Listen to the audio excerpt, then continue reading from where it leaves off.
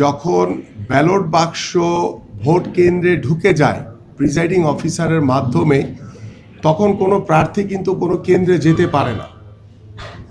যেটি আমাদের 11 তারিখ রাতে জামাতের প্রার্থী তিনি Bauniabad ideal school and college থেকে শুরু করে লালমাটি, প্রগতি স্কুল, বিভিন্ন জায়গায় তিনি ভোট কেন্দ্রে ঢুকে প্রিসাইডিং অফিসারের রুমে গিয়ে কথা বলে তাদের কি লাগবে না লাগবে এই ধরনের অনেক প্রমাণ সহকারে আমাদের কাছে রয়েছে, যেটি ইতিমধ্যে আমাদের জুডিশিয়াল যে ম্যাজিস্ট্রেট যারা দায়িত্ব রয়েছেন তারাও বিষয়গুলো অবগত রয়েছে।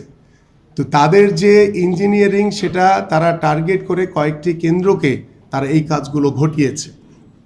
এবং তারপরে আমি আরেকটি একটু ছবি আপনাদেরকে দেখাতে চাই, সেটি হচ্ছে পল্লবী বিদ্যানিকেতন সেকশন 7 মিলভিটা রোড, মহিলা নিচতলা, মহিলা ভোটার কেন্দ্র 2। আপনারা যদি একটু দেখেন তারপরে আমি বিষয়টার একটু ব্যাখ্যা দিচ্ছি। আমি প্রথমে যেটি বলবো,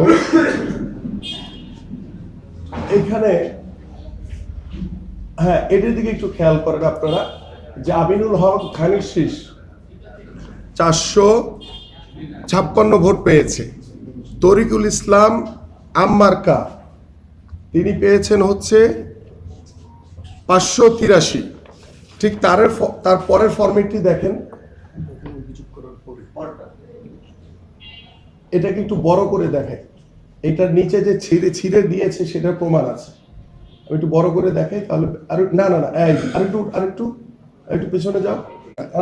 এই যে হ্যাঁ থাকুক, এইভাবে থাকুক, আমি আপনাদের ব্যাখ্যা দিচ্ছি। দেখেন, আমি যখন গিয়ে অভিযোগ করা হয় রাতের বেলা, তখন তারা ওইখানে ভোট দেখিয়েছে প্রথমে ধানের শীষে 456টি, আম মার্কার তরিকুল ইসলামকে 583 ভোট দেখিয়েছে, যেটি আগের ইয়াতে দেখিয়েছি আমি। একই জিনিস আবার তারা দেখেন, এই যে এখানে ছেঁড়ার একটি দেখা যাচ্ছে, ছিঁড়ে রেখেছে তারা। তার পরবর্তীতে দেখেন তারা এটাকে কারেকশন করে তাৎক্ষণিকভাবে